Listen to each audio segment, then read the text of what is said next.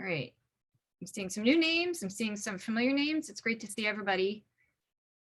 So we'll go ahead and get started. My name is Cheryl Ehrman. For those of you who haven't met me yet, I'm the Dean of Engineering here at San Jose State. And today we're delighted to welcome Mary Ray, who is COO and co-founder of a company called MyHealthTeams. She got her bachelor's degree in English from George Mason University and an MBA from the Mason School of Business at the College of William and Mary, both in the state of Virginia. She's managed or led marketing campaigns for a number of companies for over 20 years, including Surfline and Sony. She was able to take this experience and go to where there was a need for outreach and personal connection, patients with chronic medical conditions and their friends and families. Guided by the experiences she had with loved ones managing chronic illnesses and her empathy for the loneliness and isolation they faced with their conditions, she and Eric Peacock co-founded MyHealthTeams, a social network platform serving over 40 condition-specific patient communities and their care providers and providing factual health advice. She's won awards and recognition for her leadership in health tech, including the 2019 DTC Innovator Award, the 2021 PM360 Elite COVID Hero Award for her platform's video Q&As educating patients about the vaccine, something very close to me as well. Thank you. And she was a 2021 MM+M Hall of Femme honoree. And then most recently, I think just yesterday, she was recognized by Inc. magazine in their 2021 Female Founders 100 list. So we are delighted to have you here, Mary, and the floor is yours. Thank you, Cheryl, and thanks everyone for having me here today. I'm looking forward to sharing my experiences and answering any questions about that. Like Cheryl said, I'm one of the co-founders of MyHealthTeams. I like to say that I oversee the arts and sciences of the company. So under my purview is engineering, development, product, community design, and our editorial team and what am I missing? And it used to be marketing. So yes, Cheryl, you had mentioned marketing, but product development is kind of like my strong wheelhouse.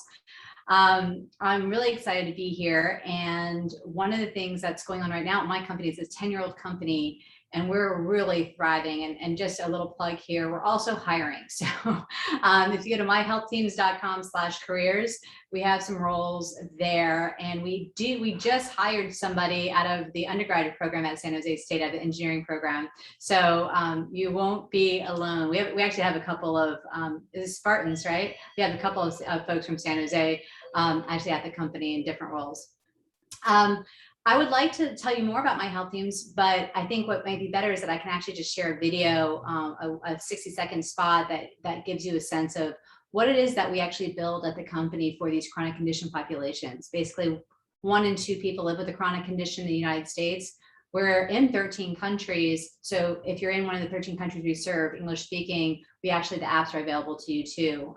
But let me get this started and I'll share my screen. We can watch it together, okay? Let's see. Share screen.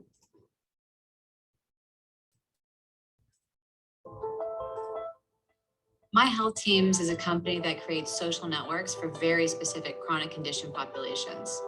In 2012, I had no idea we would have a total of 40 social networks that would serve an addressable market of 90% of people living with chronic conditions.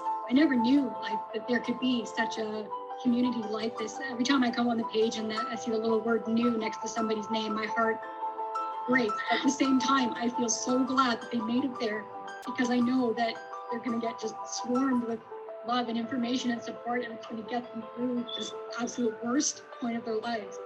By bringing together other people living with the condition, by curating information from experts, from doctors in the field to the consumers in the form of quality information, people now feel less in a vacuum of misinformation and more supported.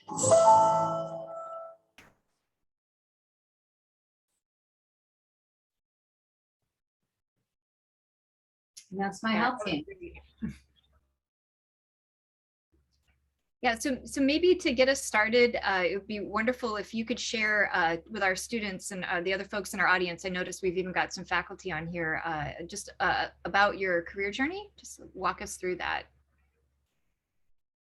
Sure, yeah, absolutely. So let's see here. Yes, I was an English major. I was an English major and I'm managing engineers. How in the world did that happen? Okay, so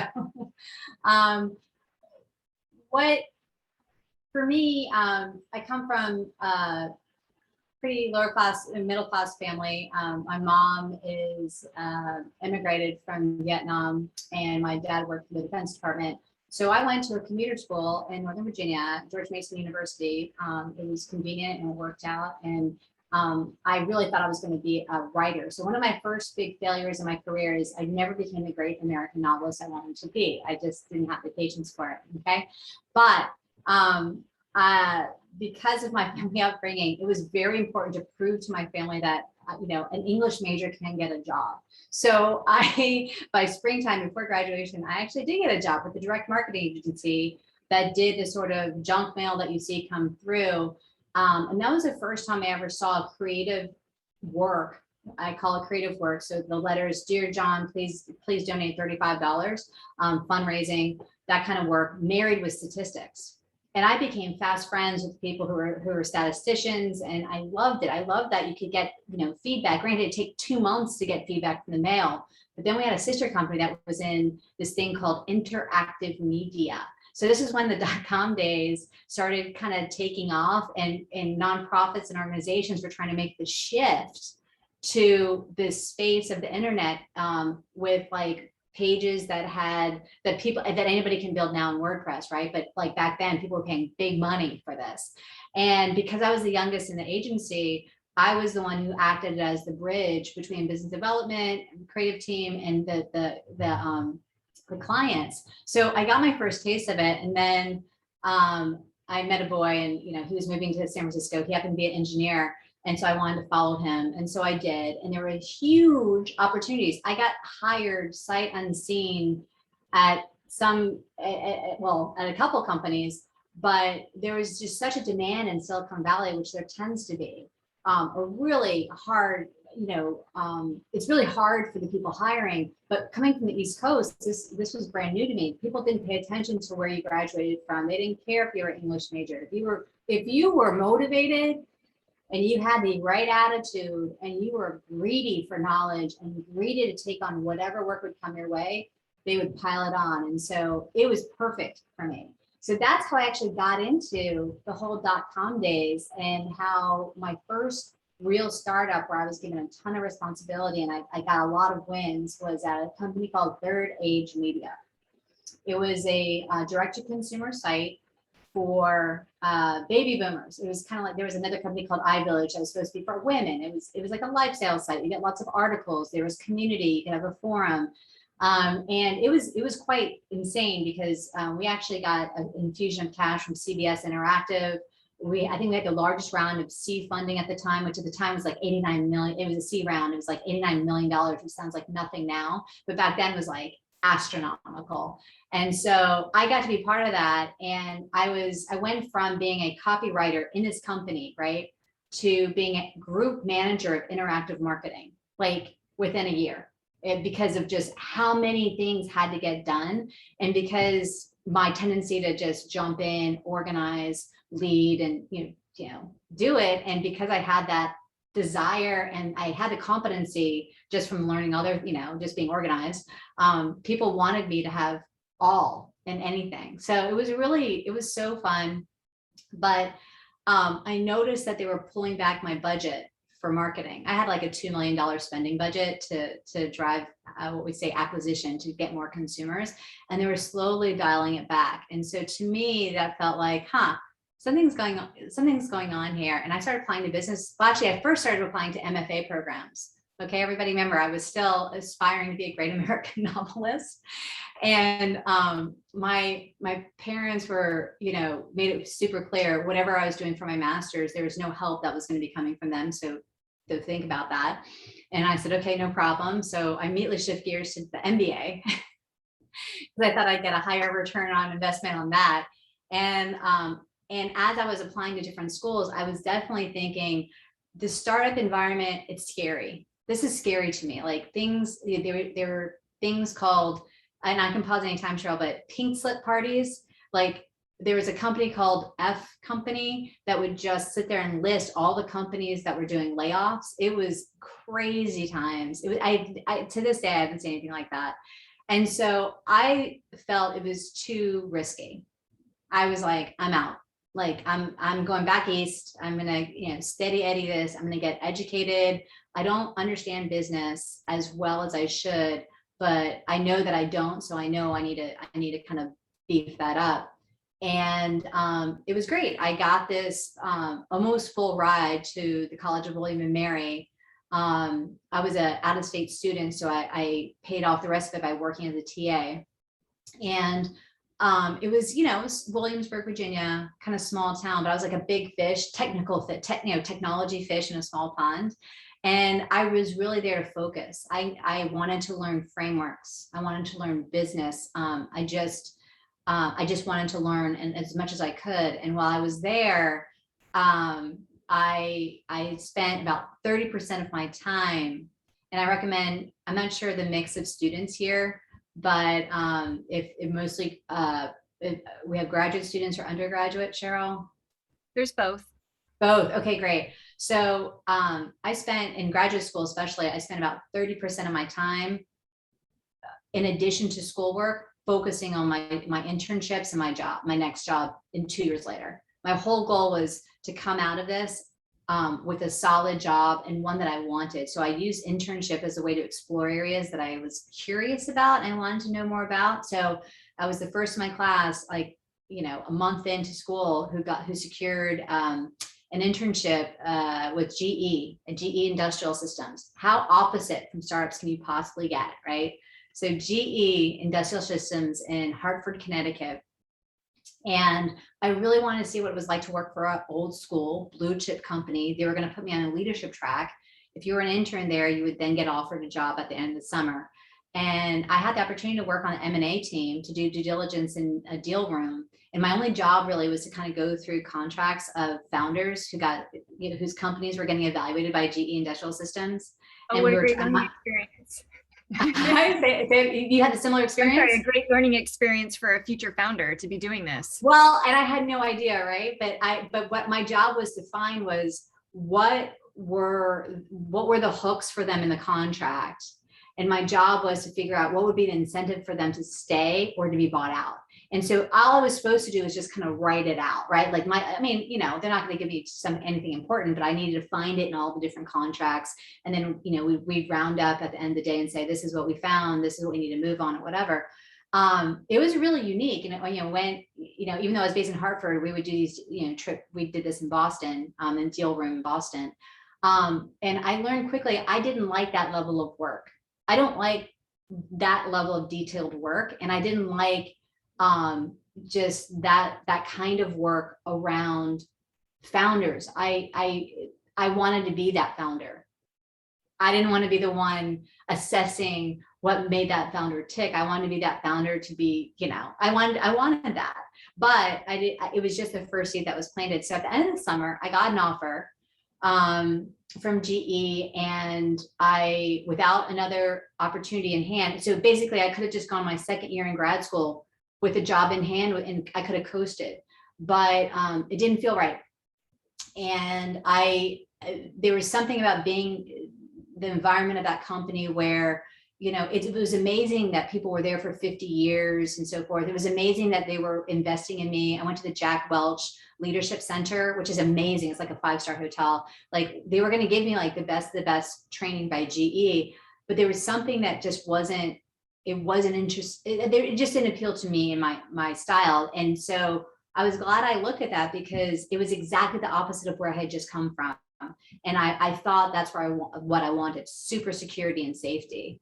Well, I got back to school. I kept working really hard, and I kept talking to companies. In fact, I flew out back to San Francisco. I interviewed with EA. I interviewed with a couple of, kind of companies that aren't around now that were doing like Second Life stuff. If you guys remember Second Life or maybe still play it. There are all these kind of interesting kind of gaming companies. But then I interviewed at Landmark Communications, which is based in, on the East Coast in Norfolk, Virginia. They're the ones who own the Weather Channel, or used to, and Auto Trader. And they were hiring what was my title? New Ventures Director in the New Ventures group, which is kind of like a skunk works, where you got to go and like your job was kind of do research. If there was a board seat that they needed an observer on, you just show up as a body representing the company. And I was the first woman they hired in that group that wasn't a secretary. So that was interesting. That was an interesting experience. I really enjoyed it. And there was an opportunity, we were going to try to do video downloads. This is at the same time as YouTube and so forth.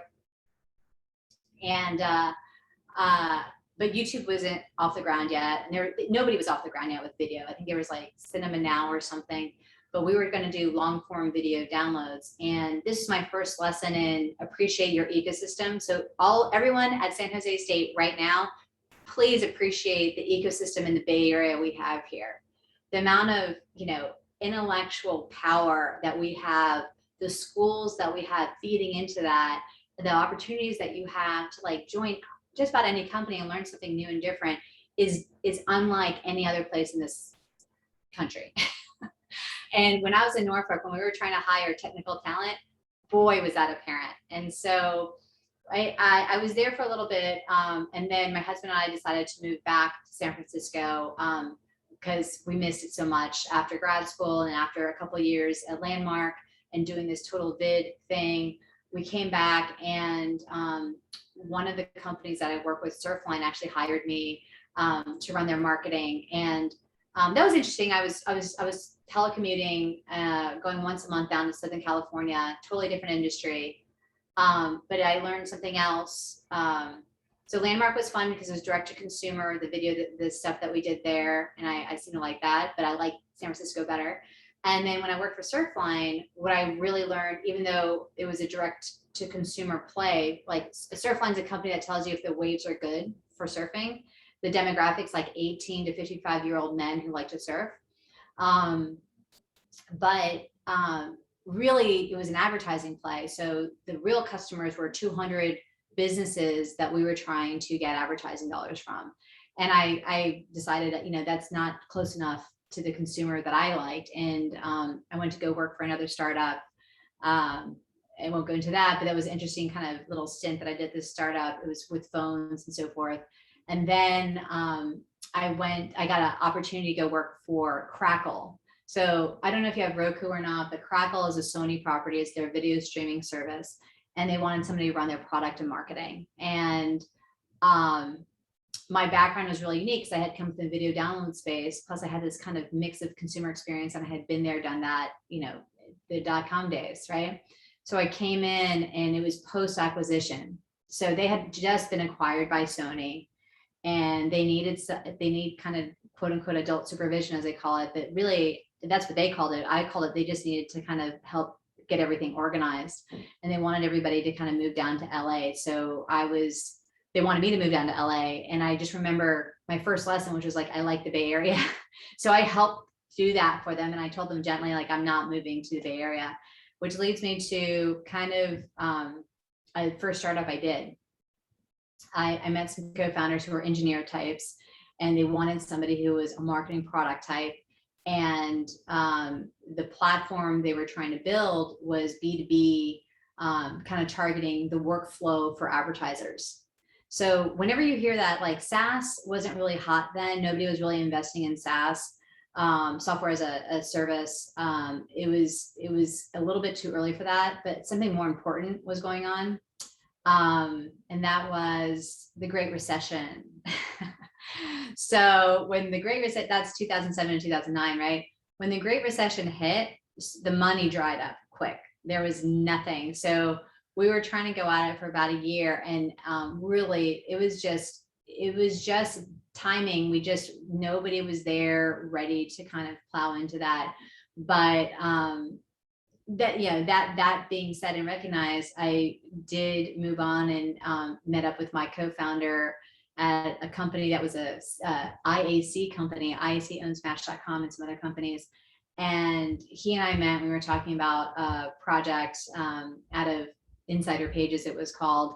And the idea was like, can we do something with health? And then MyHealthTeams came about, right? So that's kind of like my journey of how I got to MyHealthTeams. And there's a whole story about MyHealthTeams, but I'm just going to pause there because I feel like I spent quite a bit of time talking. Yeah, that's just a really exciting journey. I want to let students know, so Mary does have to be off a little bit before 1, but we want to try to leave hopefully a few minutes for students to ask questions, but maybe I could start with a few questions for you, Mary, if that's all right.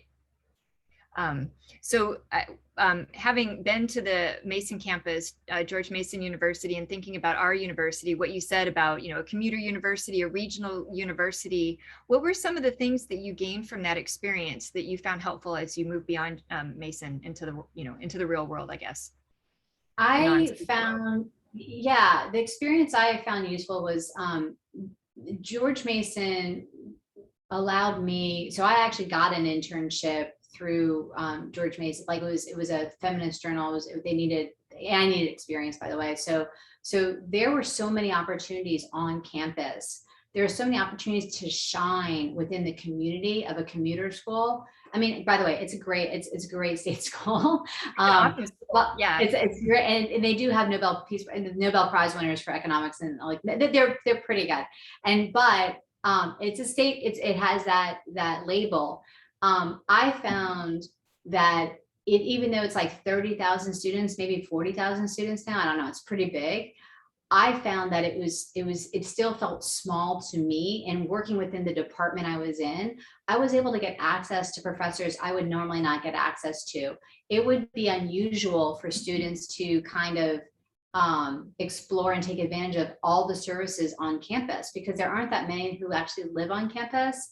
Though there are students who do. That's what I found. I found like this, to me, was just like a hidden treasure of whatever I wanted.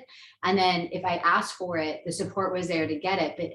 But not a lot of the students or my peers necessarily saw that. And so, I was great. Like I loved it. And actually at the College of William and Mary, also a very, very good notable state school, I found there similarly that the teaching and the faculty were top notch. I had access to these professors who, if you go to like an Ivy League or something, forget office hours with the professor.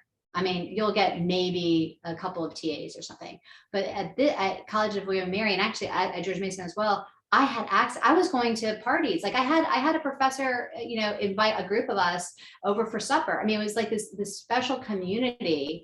That was amazing. And I started I did entrepreneurs. I was the head of the entrepreneurs club. I was the head of graduate women in business at William and Mary, the captain of the co-ed soccer team. And it was these silly, it seems like it's silly things at the time, but when no one else is doing it or stepping up, there's so much room for you to do it and step up. And the resources I think are there. Now I might be speaking out of turn for San Jose, I'm not sure, but I find that a lot of people don't take advantage of things that could be available to you. So do it, look for it. And if it's not there, start it.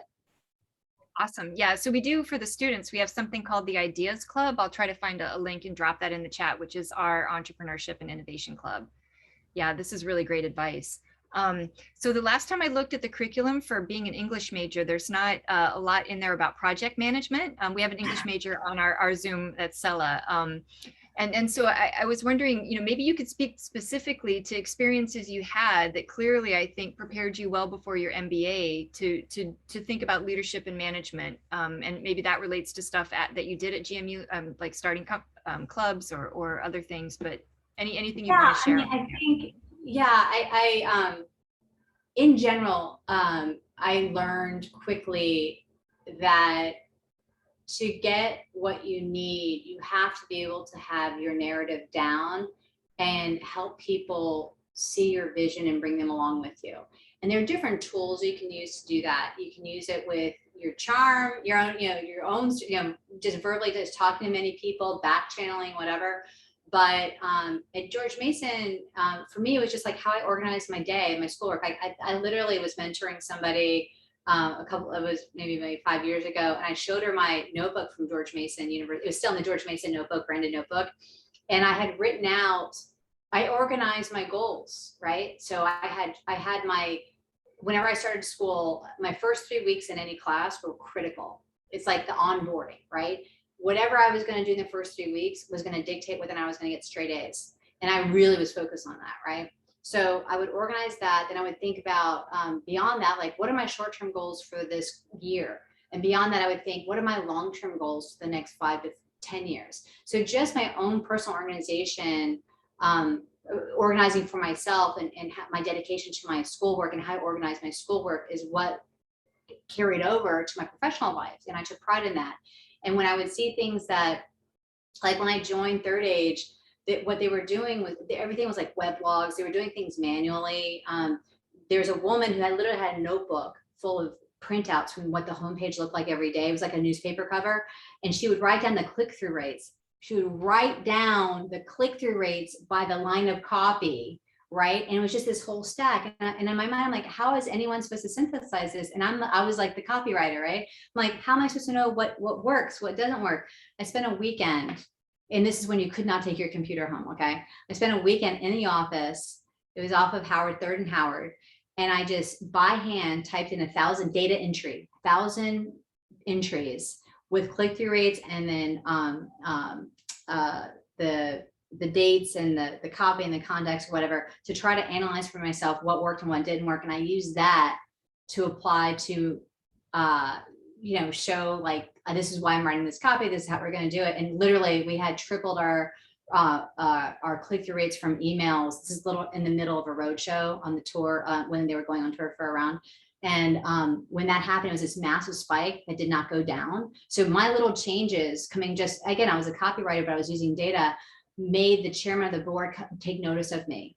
And he had told the people who were like the producers of each product channel, that they had to have me approve whatever they were going to put on their home pages, because I knew the response rates. So I think you kind of, it's not just the organization, but you kind of have to, prove yourself and put this stuff together. That was, I mean, that's just one story, but like, you kind of have to constantly want to be willing to roll up your sleeves, literally, and do the work to do good work. Yeah, so maybe that would be a good transition to talking about your experiences as a founder or co-founder. Yeah. So what would you say about that experience did you find surprising? Because actually, from your earlier conversation and from our other conversations, it seemed like you were really well prepared, about as well prepared as any founder, but I'm just wondering what might have surprised you about the experience. I think having worked for many startups, nothing surprised me, right? So when you're working for a startup, I think, well, for one thing, like I thrive in startups, right? Like I'm always hungry to learn and gain experiences. I am comfortable with loose structures if things aren't defined. I'm open to doing a variety of things. Whatever needs to be done, I'm open to doing it. And I love the team environment of we're all in this together, and I'm not a perfectionist, okay? So those are just my tendencies as it is. So my readiness to be a founder really came from not being shocked and surprised by, oh gosh, we don't have enough people on this yet, or just not being impacted as quickly, and just knowing that's the nature of startups. So, and I had seen a lot, right? So I went through the first .com boom and bust, where I saw layoffs happen when you see management spend money poorly, right? They're throwing cash at stuff. They're spending on oxygen. What was it? There was like somebody had spent money on oxygen, flavored oxygen for a party. It's like, okay, when you start seeing stuff like that, like that's not the right company to be at. But it was crazy. It was like, so I had seen so many ups and downs. And by the time I came around for MyHealthTeams, or even the first company I co-founded, going cheap on rent, hiring almost just in time when you need something, trying to do as much as you can before you really need to hire out. Those things didn't surprise me. What surprised me was my network of people who I could look to hire. I didn't realize that all these companies I had worked at all this time, just making and nurturing connections with them would pay off dividends later. I'm now at MyHealthTeams working with people I worked with in 1999 who have grown with the company, right? Maybe I couldn't hire them at first, but as the right role came up and their skill set was there, I was able to. And then also finding young new people to bring on board. I think that's something that's been interesting. And a new learning is hiring in Silicon Valley for businesses is really hard. Like it's really hard. I mean, there's just so many opportunities that people have. And so what's surprising to me is that how much a mission-driven company like ours means to people. That was a surprise to me. How much, interviewing, being the founder, talking to people first in an interview matters. That surprised me. I didn't realize that access really mattered as much to people. And I think I was just really humbled by that. And so anyway, so it's, in the beginning, it's super hard to hire because nobody wants to take a risk. But as you get along and you start proving yourself, then it's all good. But I think being a founder, yeah, maybe it suited me, but also I had a tendency and an enjoyment of learning and figuring things out. So how about a question now, because you talked about hiring. So when you're thinking about people that you're going to bring into your company, what kinds of characteristics and things that stand out when you're just trying to look at somebody as far as their resume that makes you want to, jump further into that conversation? So I'm thinking of, students that are, for our students out here, people that are kind of the 0 to 5 years of experience range. Yeah. Or for people that may not have a long career track record. Yeah, I think enthusiasm and attitude are huge. I mean, competency is a given. Like you have to be competent, right? You have to be good. You have to have a demonstrated track record of doing well in school. That's your chance, right? Do well in school. Show that you can do that. That's your job right now as a student. Do well at school, right? Because if you don't have the work experience, you can't show anything for that. But if you can demonstrate drive and commitment, and maybe you didn't do great in one class, but then you turn it around, like all those things matter. I think I look for somebody who has a growth mindset, not somebody who's looking for to just kind of get into the herd and hang out and hope somebody carries them. I'm looking for somebody who's like, where are the opportunities? I'm greedy as all get out for experience, please, because I have none, and I'll do whatever. Let me know what can I take on. That kind of person is going to do really well, and at least in my company, go pretty far. Even if it's not in my company, that's just the right attitude to have. Like learn. So 0 experience, no problem, but definitely, again, your job is to be a really good student right now. That's the only proof point that an employer has for you. But then when they meet you face to face, if you can also demonstrate enthusiasm and the right attitude, it's easy. Great. So I'll ask one more question, kind of a flip of the question I just asked you, and then we'll open it up for students for their questions. So from a student's perspective, say it's a really good market when our students are heading out there, and say they have multiple offers and they're trying to decide, should I take the thing with the biggest salary? Should I take the thing with the looks like it's a little bit more open as far as where I should go, but the salary's not as high, or the benefits otherwise are not as good? What would, or what are some of the things that our students should be thinking of? Company culture, how do you figure that out? All that.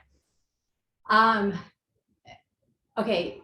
First and foremost, when you think about when you're first meeting them, forget the weighing of the offers yet. I'm going to back up to when you're just meeting companies. You're getting interviewed, but it's also your opportunity to interview the company. And one great question that I like being asked that people usually don't think to ask is, what is the culture here? What is the culture at this company? How would you describe it? And ask each person you're asked to interview and see what they say. I will tell you that at our company, we work hard on attracting people who share the values of our company. But we recognize that the days of my co-founder and I driving the culture, usually they always say like the founders drive the culture all the time because whatever their personalities are is the culture. We're beyond that, right? So now it's every person we hire has the opportunity to shape our culture. And we're looking for diverse experiences, different points of view, different ways of thinking. So I would recommend ask that question to understand the culture. And in terms of what you're looking for in a culture, if you're looking for a transparent culture, know that. If you're looking for a culture that is open to input from around, or it has a platform for people to share ideas effectively, know that about yourself. But you can learn by just asking the interviewer, what is the culture here? How would you describe it? So going to return to your question, Cheryl, about, do I take the big bag, or do I take the little bag? It's really about, sometimes people think it's risky to take a lower salary because it's starting lower, and then you might set your career in a certain way. Just know that in California, no one can ask you, this is just future reference, nobody can ask you your salary right now, your working salary, right? That's actually what's gotten a lot of women into some issues, is because their starting salary always tends to be on average lower, right? So just know that, like, I think sometimes people worry that if I don't start high, then I'm always going to be low and I won't be able to bridge that. You can. But I always look for, and I did this, my first job out of school, I took, the job paid $18,000. Okay. 18,000. I mean, this was not the 1950s, but it paid $18,000. That was low. Okay. I didn't take a consulting gig. It was but it was a job that actually led me to the whole .com experience. Had I not taken that, I don't know if I would have had this trajectory I had, but I took it because I knew I needed to learn more. And I knew that there was going to be room to grow. I could see it in the company. There were opportunities when you're with a company where you're like, yeah, people wear many hats. I actually think that's a good sign. That's a huge opportunity. If you're a new grad and you hear like a lot of people wear different hats here, that's a great sign. That means there's going to be room for you to take up a lot of stuff too, if you want, and get the experience you want. So I think, between a low salary, growth opportunity, high salary, no opportunity, go for the low salary, high opportunity, because even if you you should spend your first 5 years just getting as much experience as possible. You can parlay that into like a next level role, because they've done studies. When you're hiring somebody, you kind of want to see that they've done something, they have proof that they can do it. Once you have experience under your belt and you've gained experience, you want to show that, yes, this is experience I'm going to show off again. You'll get rewarded for it. Awesome, thanks. So I want to open it up to students. If you've got questions, if you want to use the raise hand function or put a question in the chat, that would be great. We've got too many people to fit on one Zoom rectangle. Right, I think maybe while people are typing questions, I'll give you a quick one, Mary, maybe not so quick, but how do you handle work-life balance? We hear all kinds of stories about how crazy startups are. And even when you're at a bigger company at Silicon Valley, it can be really crazy.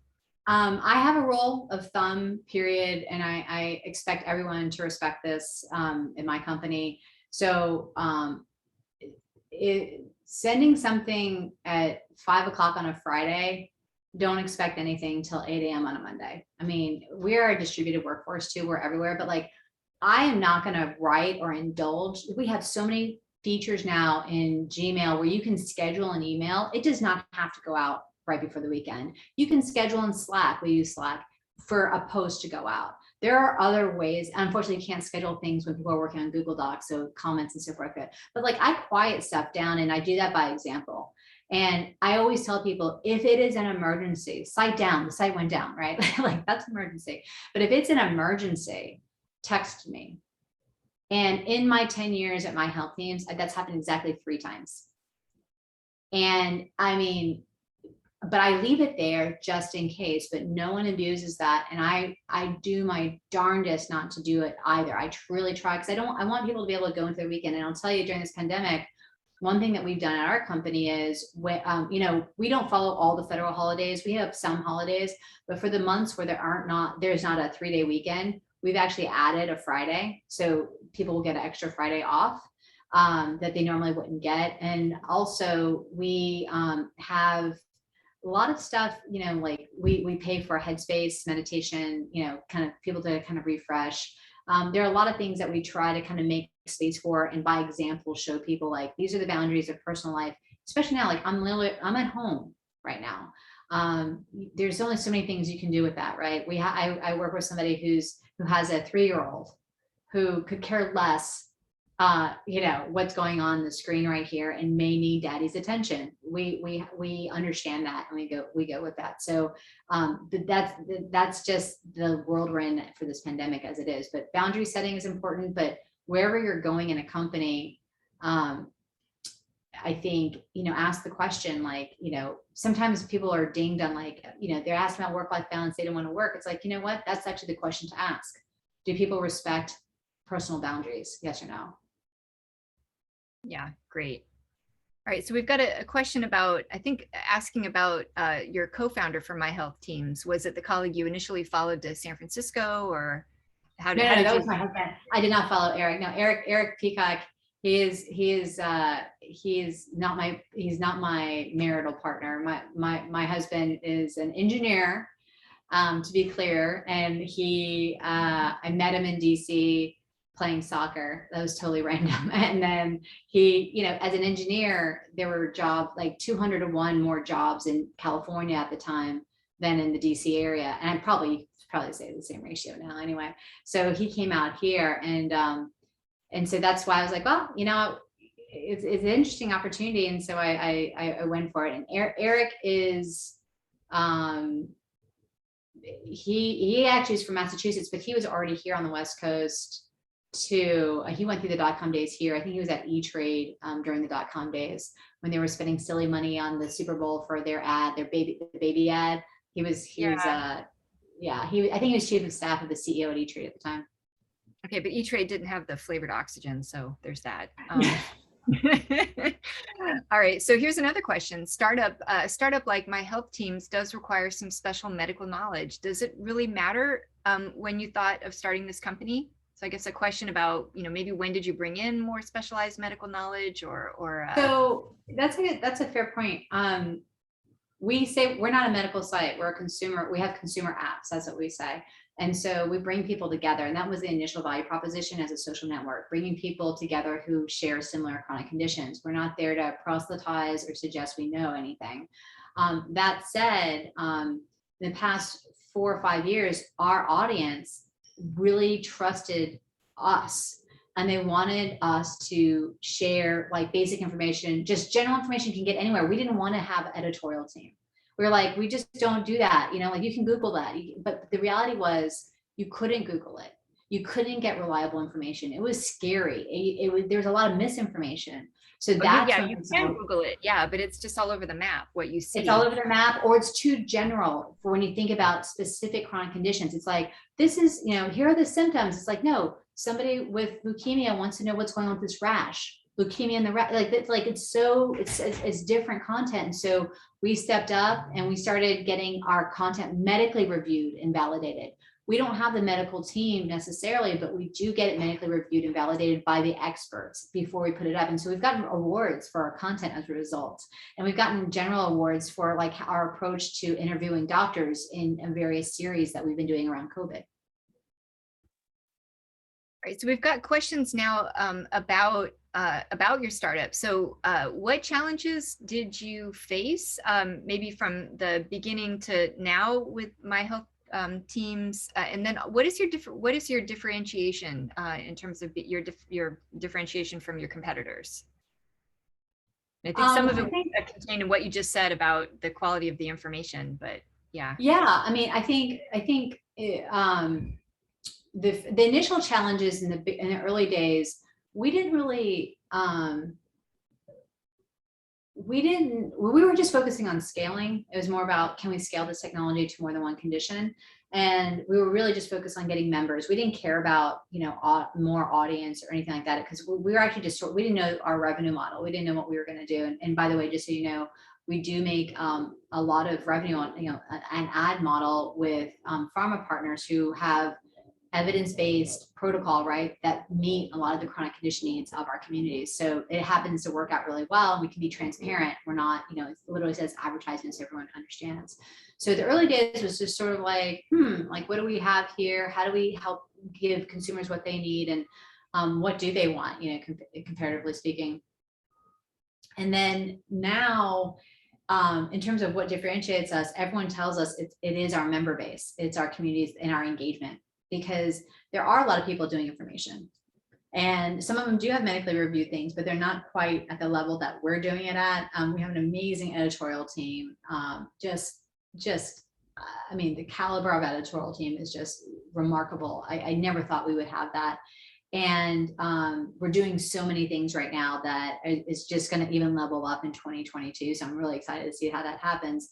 But I think that what everybody that tells us, they're like, not only are you having this content, but you have this core base of members who have the chronic condition, who feel so much trust to share this sensitive information within the platform among other members. I always say our members don't spend a dime. There's no currency exchange except the currency of trust, and it's exchanged in spades. Yeah, that's really powerful. So any challenges along the way that you would want to share, and maybe we can make this the final question, because I know you have to get to something else by 1. Yeah, I think the challenges for working, I mean, just for approaching a startup in general, or this particular company, or how would you like I think to? somebody wanted to know about this particular company. Okay. Challenge So, the company. Yeah, I think the challenge, I think the shift that we had to make from being a scrappy startup to truly a growth company, we have to reinvest quickly, was a little bit of a challenge. So I'll tell you what I mean. I had mentioned just-in-time hiring, where many people wore many hats. At one point, it felt like I was wearing 10 hats. I say sometimes it still feels like I'm wearing too many hats, but at some point, you have to recognize that you have to hire, you have to invest for the company to grow. Otherwise, you're going to be stalled by your own efforts. There's a false economy of scale there if you do not recognize that. So I think that might be a typical stumbling block for many founders who are kind of leveling up to the next area, where it's like, no, we got to grow faster. We got to grow faster. You can't just do it. You'll burn out. And I've experienced burnout, right? And it's like, you have to know when to like raise your hand and say, you know what, we actually need to spend our money in this way. And the ways that I always think about it, if you're thinking about starting a company, we do retros, by the way, every week. So you all might have heard of retrospectives in agile development. We do it across different teams, where you think about, and it'd be a fun exercise, Cheryl, at the end of this for this group, is like what to keep, stop, start. What about this format was good? I mean, get more like Mary, or no, others like, whatever, right? So we do that all the time. And what is a general pattern that I see at every company is you're constantly learning and optimizing and understanding, is this a people challenge? We don't have the right people on it, or we need more people working on it, or we need an owner. Is this a process challenge, meaning there is no process, or the process doesn't work right now? Or is this a product or platform opportunity where this really should be automated? Why are we doing this by hand? And it doesn't matter what company you are at. Like, I think in general, whenever you're thinking like, how do I make this better? Or how do we keep doing this? People, product, process is a thing that it's not necessarily a problem, but it's just an ongoing thing you're doing. And I told this to somebody recently, when you're a founder at a company, or when you're at a startup with others, it's never a checklist of things to do. There's always many things to do. It's really about thinking holistically of what's this pattern that's happening, and how do we get ahead of it so that we can keep scaling and growing. Otherwise, you'll burn out. And that's a common thing in Silicon Valley. Great, thank you. I think we're actually at time. So with this, I want to thank you so much for joining us. I know we had I saw a couple other questions, but we need to be mindful. But this was really, really wonderful. It was great to see you again. And I guess that's kind of it. So I want to let everybody know I think we have a couple more speakers in this series this semester. And so we hope we will be able to see you at the next one. For those who are familiar with our Go Points program, this does count for points. And so, Mary talked earlier about getting involved. People think about commuter schools as you come to campus and then you're in the Go Home Club. That you go, but maybe you're going to your job, or you're going to go take care of your little sister. There's all different things. People have responsibilities they take care of, but we have opportunities here at San Jose State. It's definitely challenging because we're trying to rebuild our community with our students to include more in person, but this is a part of it. So this is still community, and we're really grateful to have you join us. So thank you so much. And thanks everybody for coming. It was wonderful to be here, and I appreciate that. Take care. Yeah, so for those looking for the recording, it'll get posted probably in the next few days on our website. And I'm sure we're going to get lots of hits. So bye everyone. Yeah, Thank bye. you.